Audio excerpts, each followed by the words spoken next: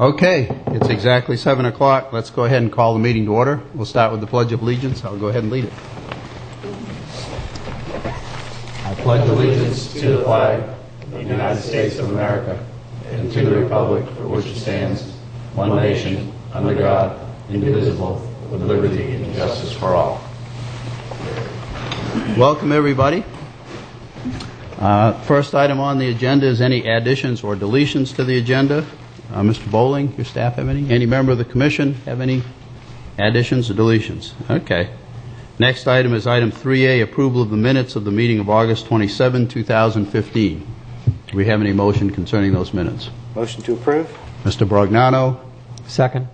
And Mr. Rednauer, the second. Any discussion? All in favor, please signify by aye. Aye. Any opposed, like sign? Hearing none, that motion carries. Next item on the agenda is a public hearing. It's item 4A.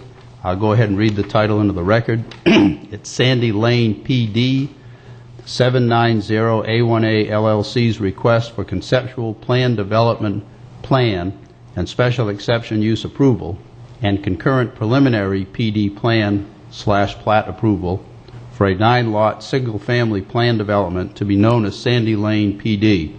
790A1A LLC is the owner. Schulke, Biddle, and Stoddard LLC is the agent. It's located on the east side of Highway A1A, approximately 1.27 miles south of 17th Street, East Causeway Boulevard, immediately north of Corona Lane. Zoning is RS3, residential single family up to 3 units per acre.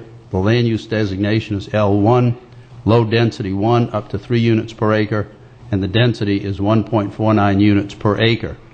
This is quasi-judicial. We'll start by polling the members of the commission, whether any of you have had any ex parte communications, site inspections, investigations, or are you aware of any other reason why you cannot consider this matter with an open mind and make your decision based on the evidence of the law? Anybody have any issues? If not, okay, we'll ask anybody who intends to speak to the commission tonight to please stand and be sworn by the clerk, and that includes any members of the public who wish to be heard on this tonight. Do you swear or affirm to tell the truth, the whole truth, and nothing but the truth? I do. Okay, Mr. Bowling, we'll start with the county's presentation. Thank you, Mr. Chairman. I'll turn it over to Ryan Sweeney. Thank you, Mr. Chair. For the record, I am Ryan Sweeney, Senior Planner with the Community Development Department.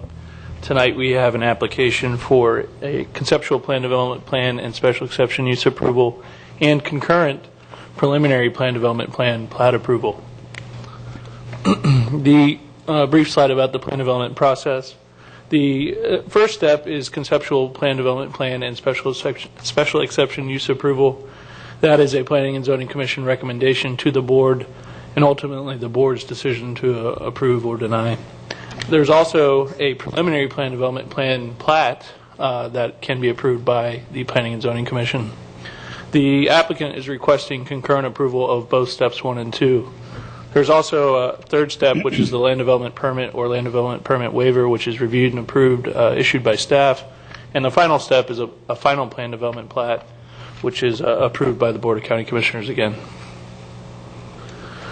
The subject project site is located along A1A.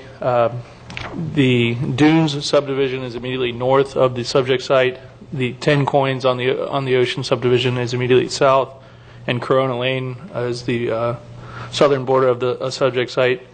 Little Harbor subdivision is immediately west.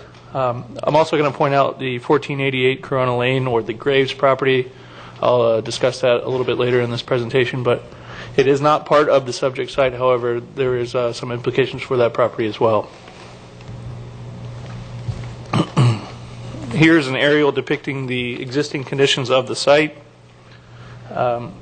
Again, you see, now you see an existing oceanfront home, pool house, cabana, as well as some horse stables and some other accessory buildings more towards the center of the site, and an existing dirt path road.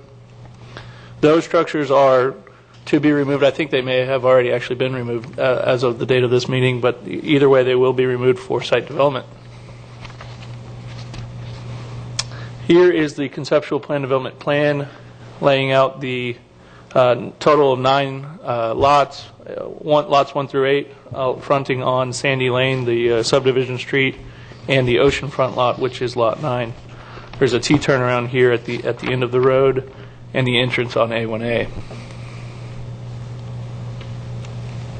The traffic circulation plan includes a 10-foot right-of-way dedication for Highway A1A.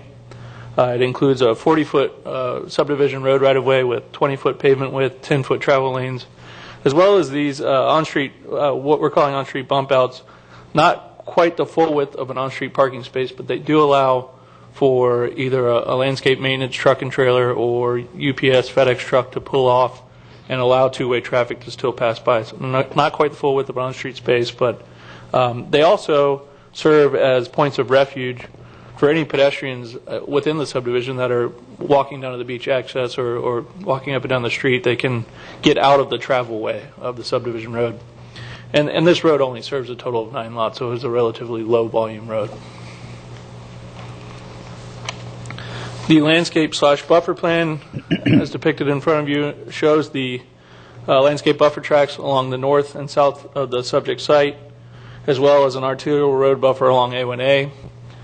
This plan, the landscape plan that's been submitted, relocates or preserves in place essentially all of the existing plant material. So all native preservation, as well as all the native site trees, will be either relocated or preserved in place. Let's see here. There's also some trees that are proposed to be relocated, not only along the buffer tracts, but within the private yards and along the subdivision road. As through the plan development process, there are waivers, or I guess that are different than a conventional subdivision, and it's laid out here in the waiver table. Is also laid out in the staff report, and it is compared to the conventional RS3 zoning district requirements. In addition to the waiver table, there are also a number of notes that accompany this particular plan development that identify some additional limitations. For example, a limitation on no exterior screen enclosures for pools. It also lays out some form-based regulations. There will also be some limitations that are put into the HOA documents that also sort of drive the shape of the development. There are also some additional waivers that are not in the table, including guest quarters that will be allowed as a permitted use as opposed to requiring administrative permit use. I know you guys have seen some of those come before you recently. That will not be required. It will be allowed use. Maximum wall height of 8 feet in the side yard as opposed to 6 feet, which is the regular code requirement. And all the encroachments allowed within the general provision section are allowed for this PD as well. And that's, for example, second floor balconies are allowed to overhang a certain distance into the required setback.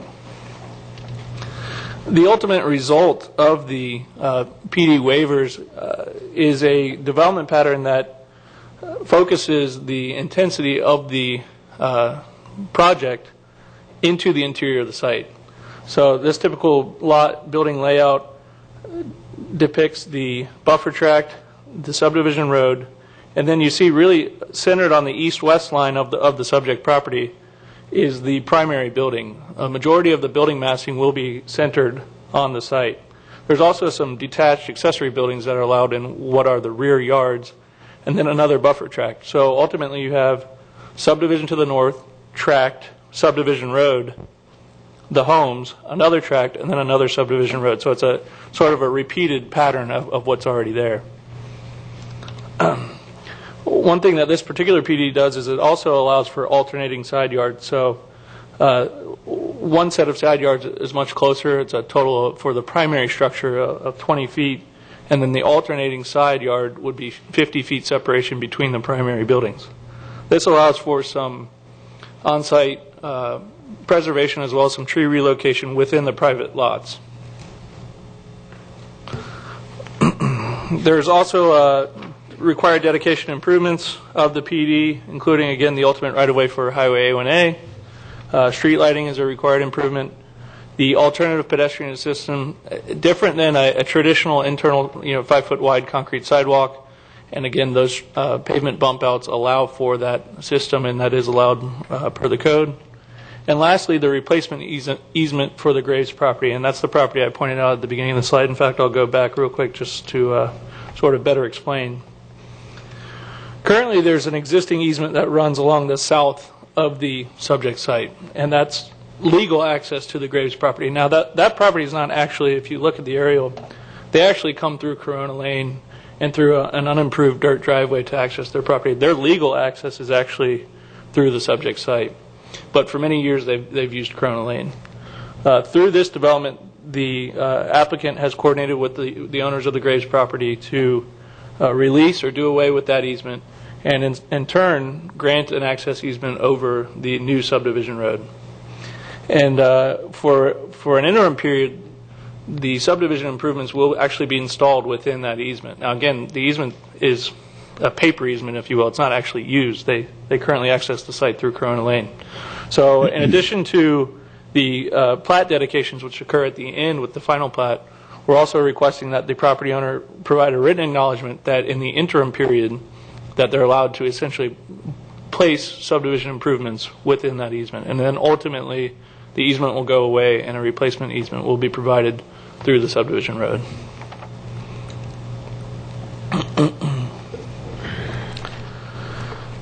Every plan development project is required to provide public benefits that justify or offset the waivers that are granted for the plan development.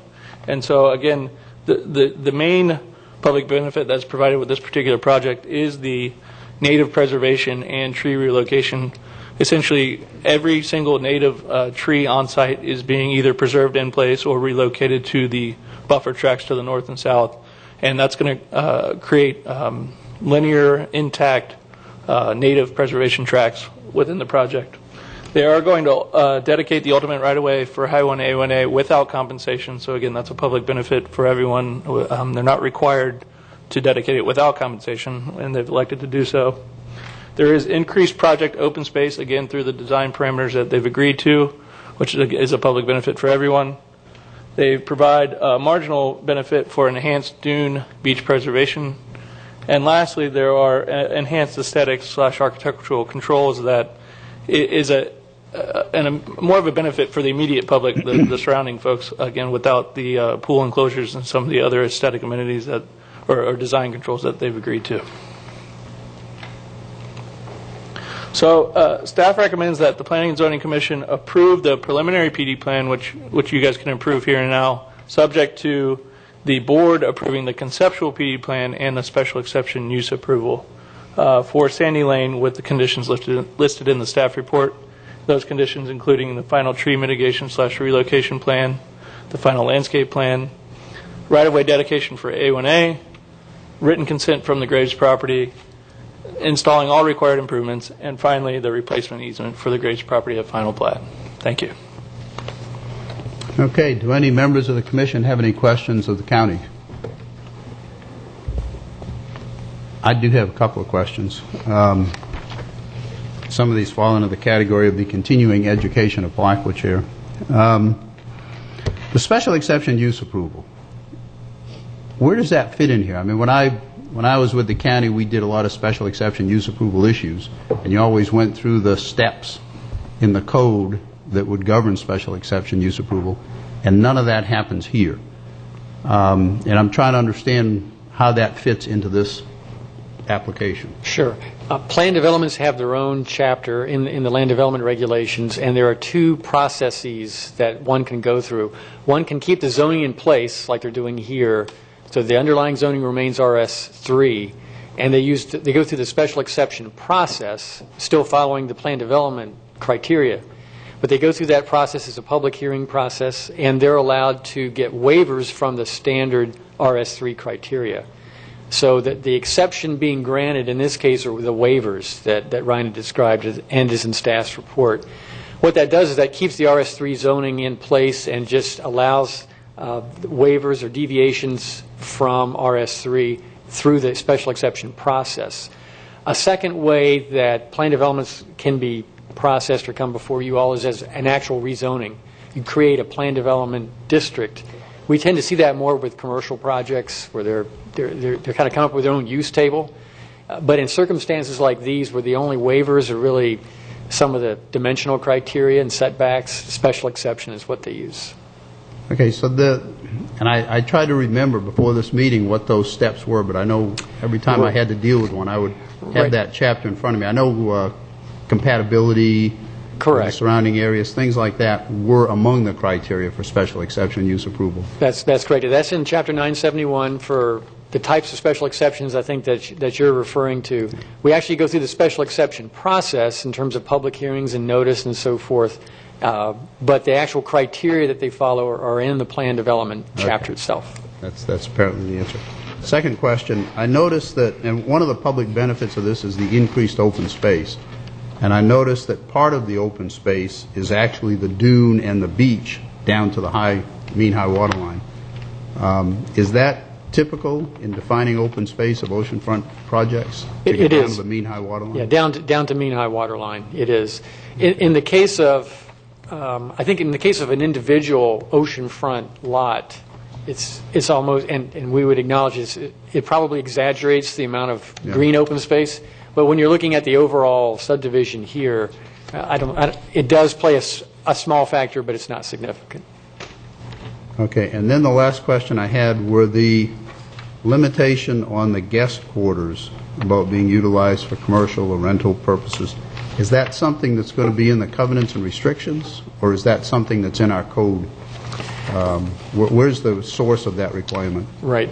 Really in two places. One is that's one of the parameters that's part of the project approval, so that's essentially a condition of approval, and I'm sure that will also be mimicked in the private restrictions as well. Okay. Yes, Dr. Day. Are you done? Yes. Yeah. I have a couple of questions. I think since I've been on the board, this is the first time we've ever dealt with the development on the barrier island. Why are we dealing with this and not Vero Beach Planning and Zoning? Well, it is in the unincorporated county, so it is our jurisdiction.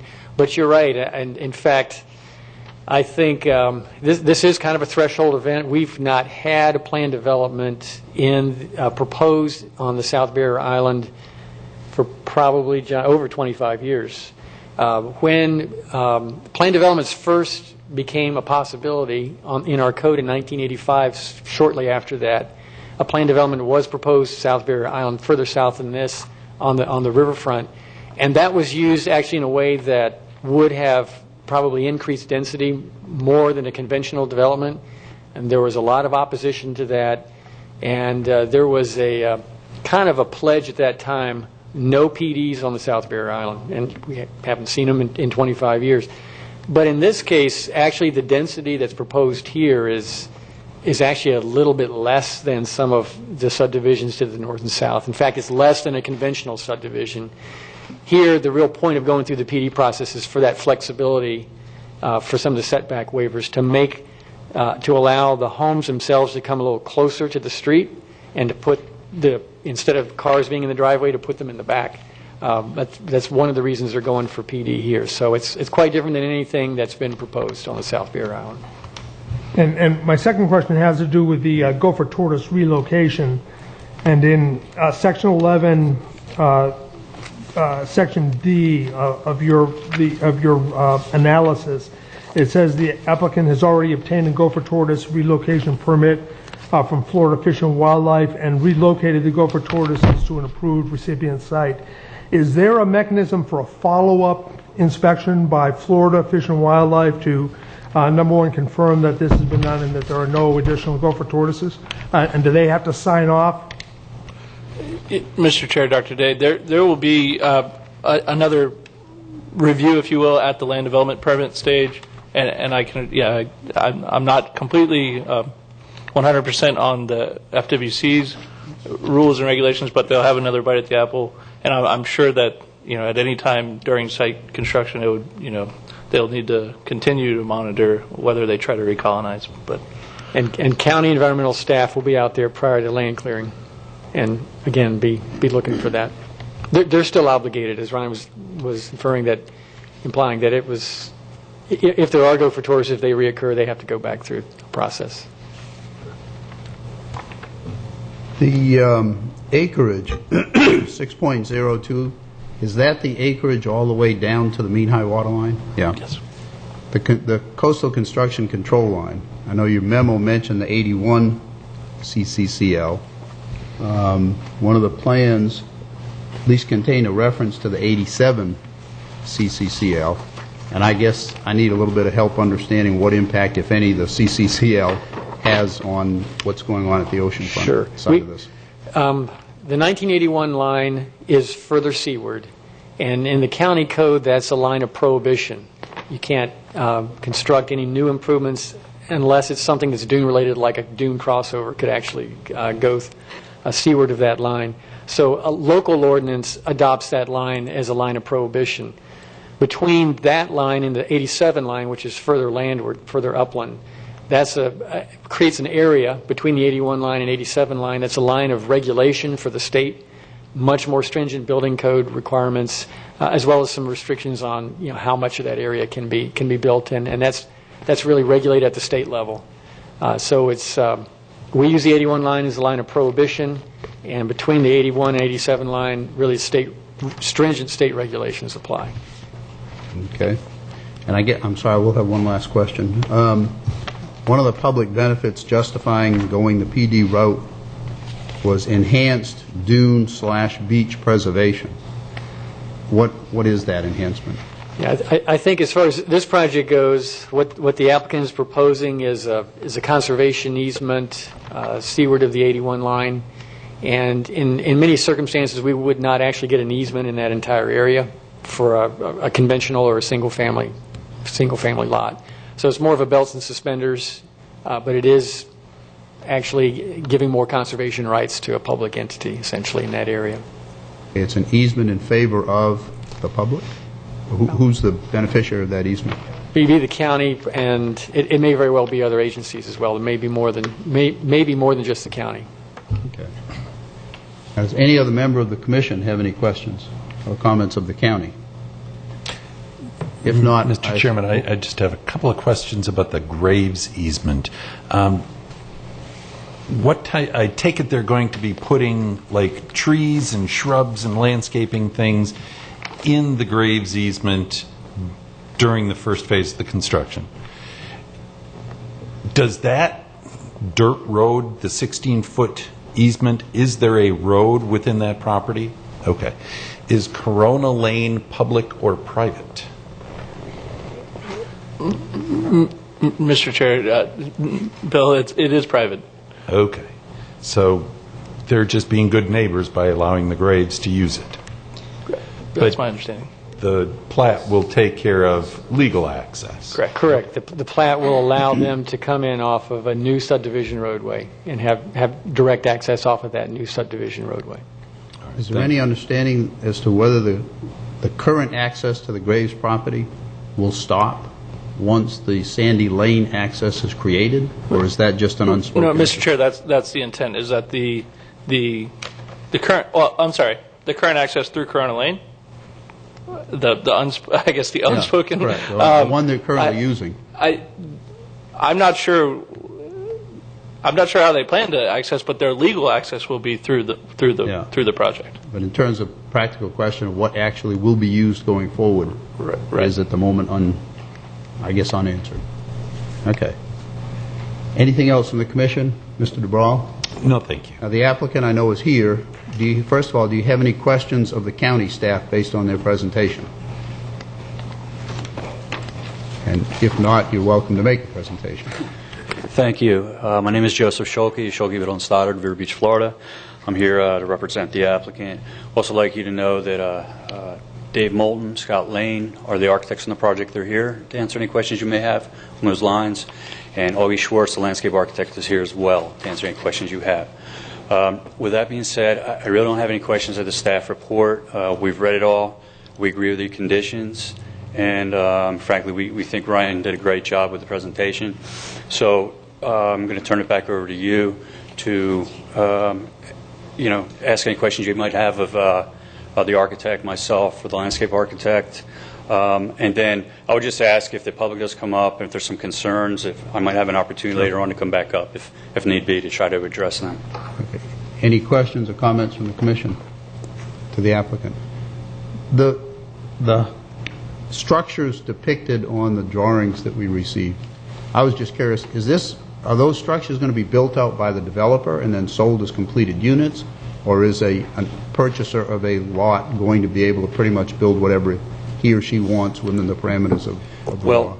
Well, like the answer is kind of a twofold. The developer intends on building most of the lots. He has plans in place. I think the architect's already designing 2 or 3 homes right now. And they're intending on starting the actually oceanfront lot pretty soon. And shortly thereafter, since we can start an oceanfront lot pretty quickly, but we'll have to wait for the platting process to do any more lots.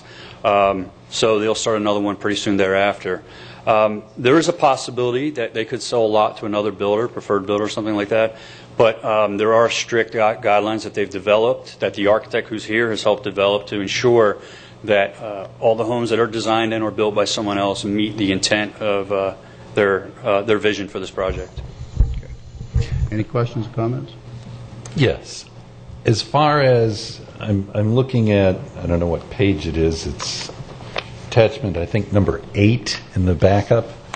It shows the building footprints with the pools and the patio and things like that. If I would buy a lot, am I going to be restricted to follow that building footprint?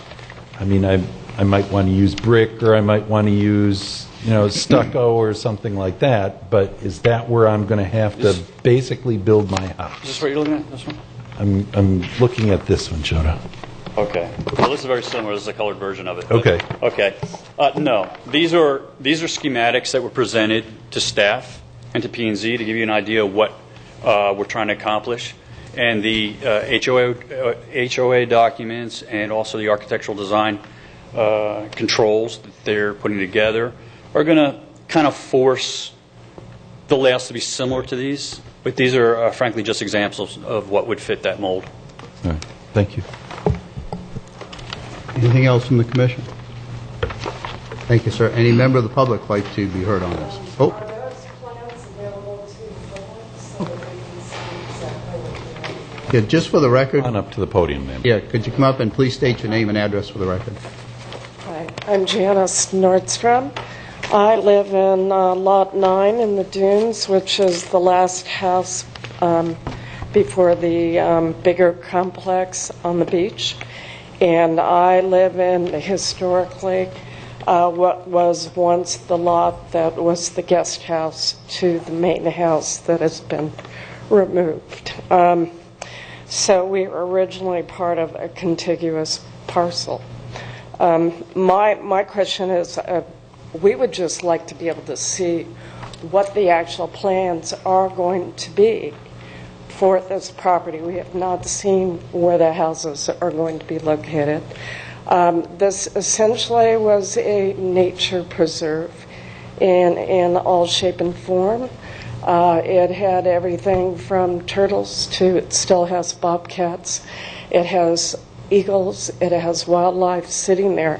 What we want to make sure is, we've heard that there will be a preserve portion to this property, but we want to ensure that that preserve stays preserved, which is along the contiguous line of property or easement to the back of the dunes. And the houses have been removed, and some trees, actually old growth trees, have been removed. We presume those will actually be, from what I've just been told, moved somewhere else. But our concern is really understanding what's going to happen to both the preserve that's currently there, that actually still has this wildlife, which doesn't hurt anyone in the neighborhoods, either Corona or the Dunes. We've all lived with these animals and wildlife and embraced it, because the beach we're on is literally where all the turtles come up and nest. So this is a natural habitat. I personally am not against the development of this property, but I want to ensure that the integrity remains such that it is different, and that they actually preserve the whole aspect of the land. Our property actually has had access for years through that property to the beach, and we want to ensure that that remains in place. And so I'm lot 9 here, if you want to look.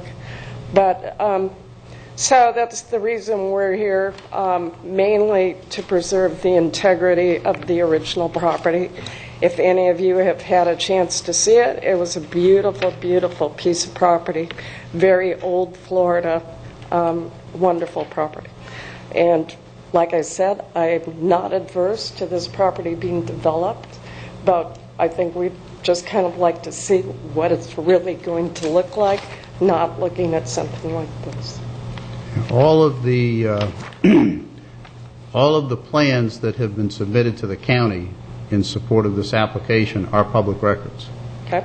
And are available to any member of the public to come into the planning department and review them during normal business hours. Okay. So I suggest probably you go ahead and talk to the planning representatives here tonight, schedule an appointment, and they can make sure everything's available to you.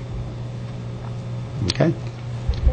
Any other member of the public like to be heard? Yes, sir. I've got a question before we do that. Go ahead. So lot 9 that we see on our development, is that scheduled for a development? Is there a building that's going to go on there? It's in the units, but what I'm trying about her to point property? out Well, is... I mean, I'm seeing lot 9 here. You two may be talking about different lot Yeah, I believe nines. so. Yeah, they are. I'm lot 9, but it's in... She's in the dunes. It's right here. Oh, you're in the, okay. All right. And our property backs up to the preserved part of this potential development. Okay. Mr. Chair, if I could, Dr. Day, just to clarify, Lot 9 of the project is the oceanfront lot. That is slated for development. Right, I understand now. I didn't realize we were talking about lot 9 in the dunes. Correct. Yeah. Okay. Another gentleman. Yes, sir. Please come to the podium, state your name and address. My name is Jerry Sigler, and I'm a resident on a Corona Lane, second house from the street, 1415 Corona Lane. And also I'm a president of Association 10 Coins. I've been participating for a long time in a meeting with developers and technical meeting during the time. And I raised my concern at that time for that beautifully wooded acreage was two combined properties. Originally, Mr. Graves sold a piece of his property to Mr. Sewell. Mr. Sewell kept the horses, his business bankrupt, and the property was purchased by Bakers. They purchased another property more convenient for them, and they left that property for sale. And for a long time, for many, many years, the nature took it over. We had the bobcats, we had the gopher turtles, the big numbers. We had the owls nesting. It was really preservation area. I always compare, and I was very privileged to live to the old Florida regular nature, like unspoiled nature. And the beach preservation, what could be better than just an uninhabited piece of land? It was, in my understanding, and I'm a marine biologist, it was one of the treasures on the island when the sea life could go to the lagoon and opposite. It was just like joining birds, frigate birds nesting, looking at this thing. It was unbelievable. There was a few places like this on the island, and I thought that will be a common sense to keep it or to maintain to some degree the treasure. The nature is a treasure. We got so many different mistakes when we crowded so many, like my property, which was 1976. People were not even concerned about the nature and preserving the land. In the last election, the Floridians, they voted 75% for the land preservation, to preserve our river and our land. And here, to my surprise, I learned just right now, 25 years we didn't have any development of that magnitude. It speaks by itself. Suddenly, in the very congested area, with those mistakes from the past, there was a lot of houses on a R3 or wherever we call this thing today when the regulations left. There was that corridor, the corridor of nature, and now we want to wipe it out. It's already too late. It's already wiped out. I mean, I've been asking for all that stuff, and nobody from the Fish and Wildlife, nature conservations, I call all organizations, sure, they understand. Sure, they with me, but they don't have enough money. They don't have $4 million to purchase that land and to keep it preserved, keep it like a nature. They're too poor. They cannot do it. So, unfortunately, the decisions have to be made. In the course of our discussions during the technical meeting, I asked at least to preserve gopher tortoises, turtles, to preserve indigo snakes, to preserve owls. If this was met, I don't know. Let's have to be confirmed. I asked also about the trees. And there is a number of sable palms, cabbage palms, which are protected, oaks. And, well, I returned from a visit up north when I was visiting my grandchildren. And I find out the land is mostly clear, wiped out of so-called exotic vegetation. Who knows what the exotic vegetation is? I asked if there is a possible to pinpoint and position every tree which is not exotic vegetation, which should be protected and saved. Yes, it's possible. Nevertheless, I never see any documentation, and this is done in Europe very commonly with any project. Every tree is a certain GPS position, every protected tree, every burrow of the turtle, every else with the nature. It's just very pinpointed, and it's commissions like yours, they always talk about those things and making the decision. And I'm very happy to see you and your concerns and your questions. You even don't know how happy it makes me and proud that those things will be not so easy. And right now, I can tell you, right now the land is I'm sorry, I had a long day, a lot of meeting, a lot of talking. 7 years ago, I had the cancer, so my voice.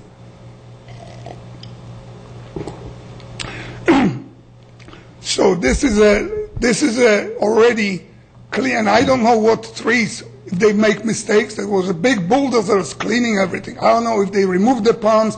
I don't know if any action was taken, any inspections, what the results are, and what type of inspection was, if anything was done. I mean, I was not informed about it. By the way, I didn't notice the gentleman in the middle, his name or position here. The gentleman in the middle. That's Stan Bowling, Community Development Director. Right, maybe everyone knows. I just try to make. Everybody knows Stan. Yeah, I know. I'm sorry. I apologize. I'm just in a corner of so-called woods, jungle. Now it will be a sandy line, more appropriate because sand only left from the beautiful piece of the nature. So it's just, but nature is taking over. After all those rains, we got a green tree again, green grass and trees, and. So that's just general concern. Metropolitan areas like New York and others, they got the central parks, and we thought that in this part of the island we're going to have that in that part. I don't think so. But still, the hope is there. One of the things is easement from the graves. Yes, we let Mr. Grave to go through a Corona Lane. Mr. Grave is a World War II veteran, and I don't want him to go and cross through those sandy lines. He's a very nice gentleman, you know. He always, even it's causing some kind of problems, and the big trucks like picking up the trash, they go damage our street a little bit, but it's okay. We just, Mr. Graves, need a right to be happy in his last years. He's probably around 90 years old, like my father, who was a World War veteran too. So he will pass as long we always let him pass over there. But nevertheless, the legal thing is that 16 feet from Corona line north, that is have to be some kind of a documents. Mm-hmm. He got a sign off on it, permitting this, and we didn't see it. But already all those assumptions been done and all permissions been issued. I think the first one, it should be if Mr. Graves or his family is giving the right for that to use his easement as a part of the subdivision. Now is a kind of late because there's a lot of things are chopped down and the land is clear. So I don't know. It puzzles me how we're going around. I find out also in the records of the county that Mr. Graves, which his property address was 780 A1A, got the address 1488 Corona Lane. I was puzzled by this. Tried to investigate how this potentially happened. So we know how the internet can deceive people, right? Apparently, the way to give Mr. Graves the address of the Corona Lane was done through the internet. So through the Google satellite, somebody who is in charge of it looked, find out Corona Lane, some kind of a parking, Graves, and that's how the address was created. And this is not correct. There was even a case of the mailbox. Someone from clerks in here told me, oh, there was on a Google, can't you see it? It was a mailbox here. Obviously, it's Mr. Graves. Mr. Graves never had the intention to have any mail delivered to his beach house. He got a beautiful house inland. He's using just for relaxation, this house. He built in his own hands in 1946. His father gave him the land. He doesn't have any intention to have any mail and have any other address. He even didn't care about these things. But what I'm trying to say here, that certain things are wrong. What else could be wrong? I mean, if there is a simple thing like an address for a property, Graves' property is wrong. I mean, what else? I mean, I don't know. And I can find out why this is not found out by the officials. So this is about the easement of the Mr. Graves. Of course, Mr. Graves got a choice. Mm-hmm. He can gave up his easement as a property, legal stuff, but this has to be done first before everything will go into a process. In my understanding, I'm not a legal person. So that was about easement. Traffic. In April of this year, beginning of it, we had a traffic accident right in the corner of Corona, Little Harbor, and A1A. The cars are speeding with 45 miles per hour. It's really a challenge to get from the Corona or Little Harbor, and it's okay. I mean, this is a part of the life. But we increasing the population on the island. The old houses, there's 5 years ago, and was a lot of foreclosures. And when it's a season coming, when the tourists are coming from the north, the street is busy. It's as busy as possibly can be. Now, anytime I'm taking the left turn from A1A, going from city to the Corona, I'm just praying, because right behind me, all those guys, they're going 45. And it's always, or they're just going like crazy on the right and just, when I'm stopping. And that's why we had the accident.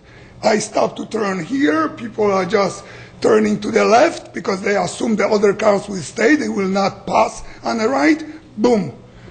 And now I try imagine when will be a new street, just not even 300 feet away.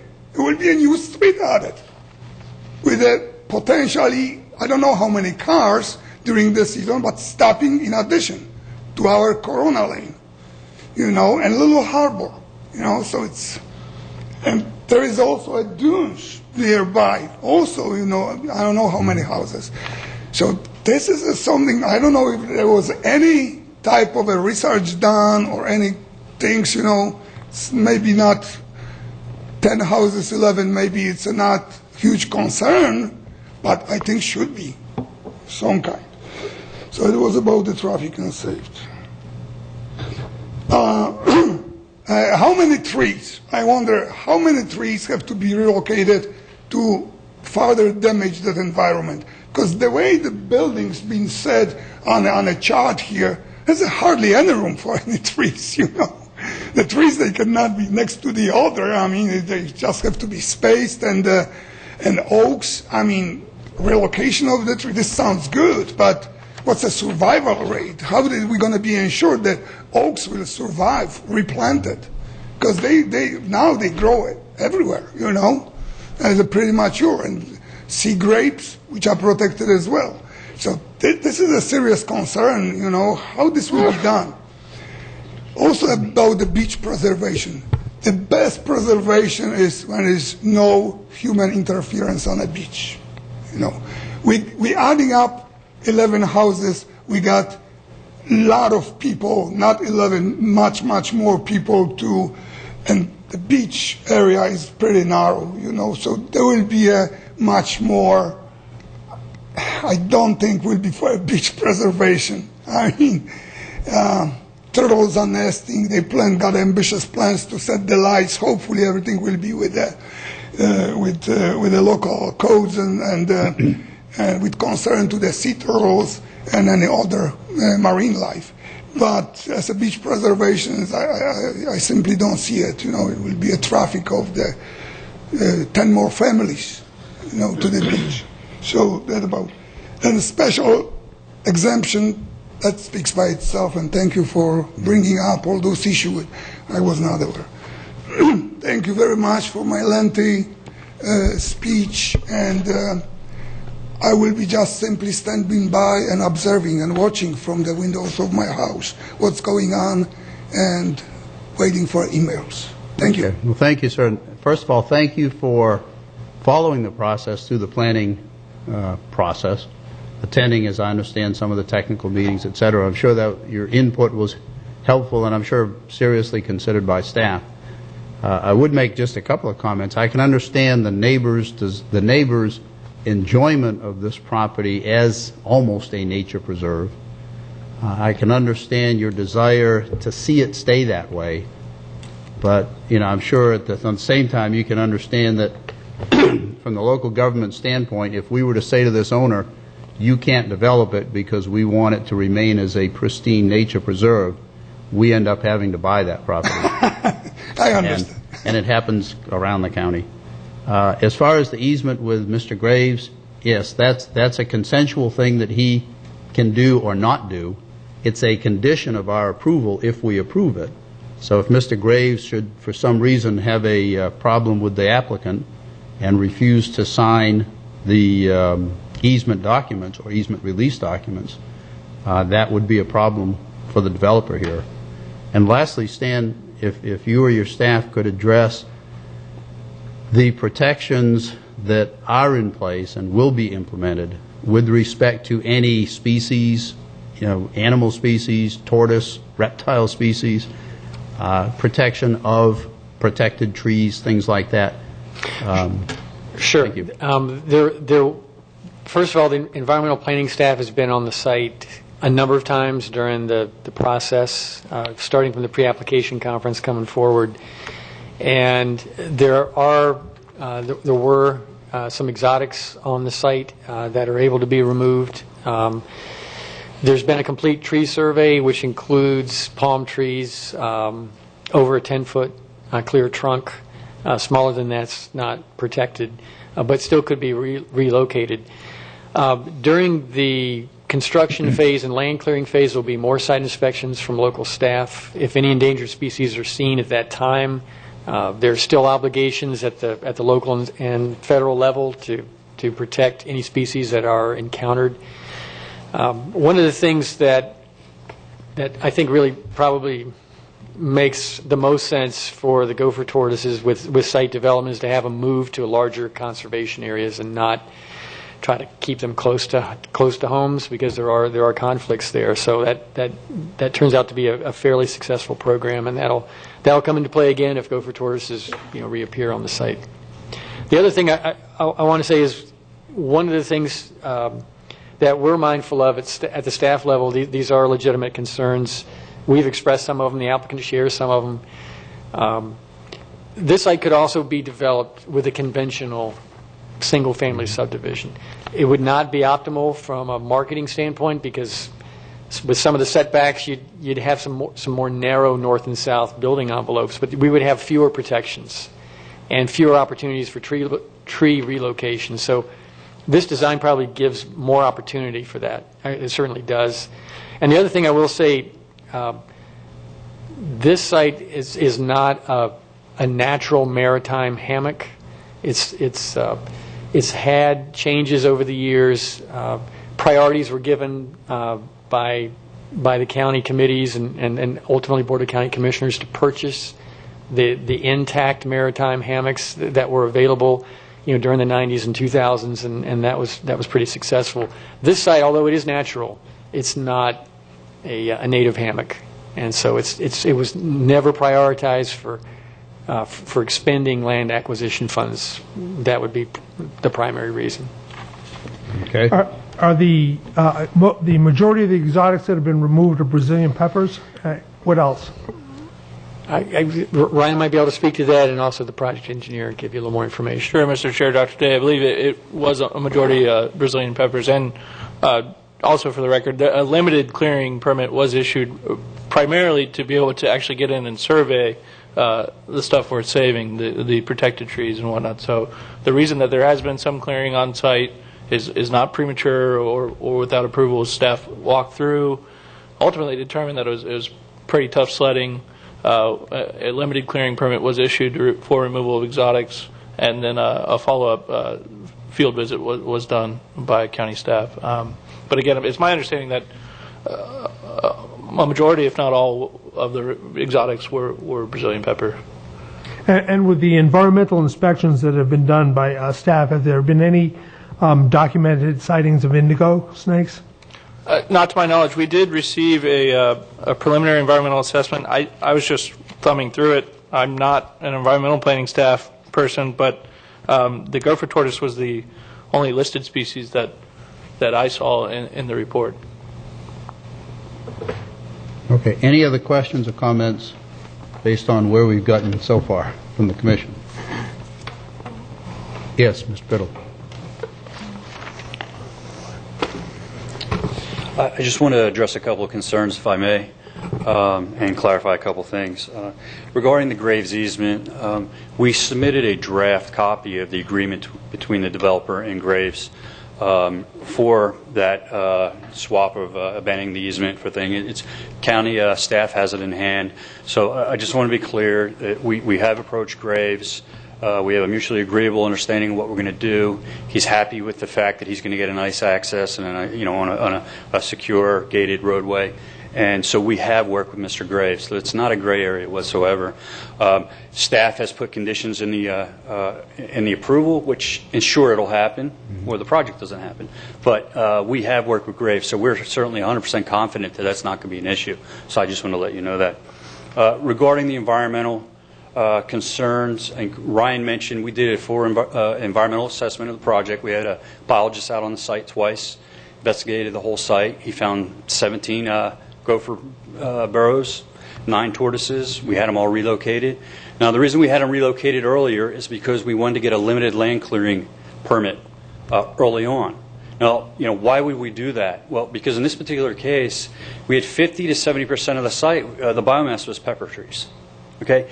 And it's hard to locate every oak tree and every palm tree when you're fighting through peppers. And so we went in, the surveyor went in and located every tree he could, but we wanted to make sure we didn't miss any of these trees, because it's virtually impossible if you've ever been through there to get to everything. So we got a permit to remove the peppers so we can go back in and identify specimen trees and nice trees. We were very careful with the land clearing to make sure we didn't damage existing trees. We met with Andy Sobchak, who is the environmental planner. He saw the reports. He met with our environmental consultant out in the field. We had another pre-construction, pre-clearing meeting with Andy there. Andy was there during the construction clearing. The clear work with Hayslip, as a landscape contractor, was in the field during the clearing, and so was Augie Schwartz, our landscape architect. So we've been very conscientious about what we're clearing so we can save the good, mature native material. And so, my client is making a concerted effort to do a good job. And these trees that we talked about, most of them will be moved in the north or south buffers. And I think that the lady from the dunes, she'll be happy with what she has in her backyard. There'll be a 25-foot kind of preserve and tract, and that buffers her from our development, from the road.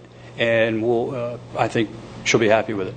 So I think that probably addresses what I want to address for you. We will answer any more questions, but I just want to kind of reemphasize some of the things that we've done. Okay. Any other questions, comments from the Commission? Anything further from the county staff? Anything further from the applicant? Anything further from the members of the public? Yes, sir. Please briefly, or don't repeat.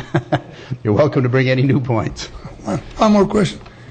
What if the applicant and developer will run out of money after everything is just almost done, ready to build? What if they're going to run out of money, all those trees are wiped out and everything else? Okay. The record will consist of the staff materials that were submitted to the Commission. And with that, we'll go ahead and close the hearing, bring the matter now to the Commission. What's your desire? Recommendation to approve with staff recommendations and requirements. Okay, we have a motion by, that was Mr. Bognano? Yes, sir. To approve the various requests, subject to the conditions listed in the staff materials. Do we have a second to that motion? I second that. Dr. Day, second. Any further discussion? If not, all in favor of the motion, please signify by aye. Aye. Any opposed by like sign? Hearing none, that motion carries unanimously. Okay, the next item on the agenda, let me find where I've done with my agenda. Oh, there we go. Mr. Rednauer took my agendas. We do have, well, are there any other commissioner matters to come before us? If not, you have the planning information package. Any questions or comments about that? Any attorney's matters? No, sir. I do have one question. I was out of town. I've been out of town, just got back. What happened on the parking vacation rental issue? Well, I'll update you on a few matters. Tuesday, the Board of County Commissioners considered a few matters that you've made recommendations on. One was the Orchid Quay rezoning up off of US 1, a little south of 510, to go from CG to OCR. They approved that, as you all recommended. They looked at the commercial event ordinance that you all recommended that they approve that would prohibit weddings and similar events at a single-family residence that was rented out for that purpose. And they did approve that with the two exceptions that I had updated you all on at the last meeting. People that are under contract already for such events within the next year, and then an allowance for temporary use permit for larger parcels, agricultural parcels. So that passed. And information about that, by the way, is now on the front page of the county website down at the bottom. And there's a way for people by email to contact staff if they have are already under contract for an event at single-family residence. The parking ordinance was considered by the Board of County Commissioners. They were in that public hearing for a couple of hours. That was continued to October 6th, Board of County Commissioners meeting. Some of the people that wanted to speak needed to leave, and so the board accommodated that. I could give you a little over/under on how it's going so far, but I'll leave it at that. They may very well follow your recommendation. The Sea Turtle Protection Ordinance, the public hearing was open and then immediately continued to October 13th. So that'll be looked at by the board on October 13th. They were running a little tight on time Tuesday, and that's the update. What do our October meetings look like for planning and zoning? Right. It looks like we will not need to have an October 8th Planning and Zoning Commission meeting, and it looks likely that we will have an October 22nd meeting. Thank you. Okay, if there's nothing further to come before us, thank you all. Meeting adjourned.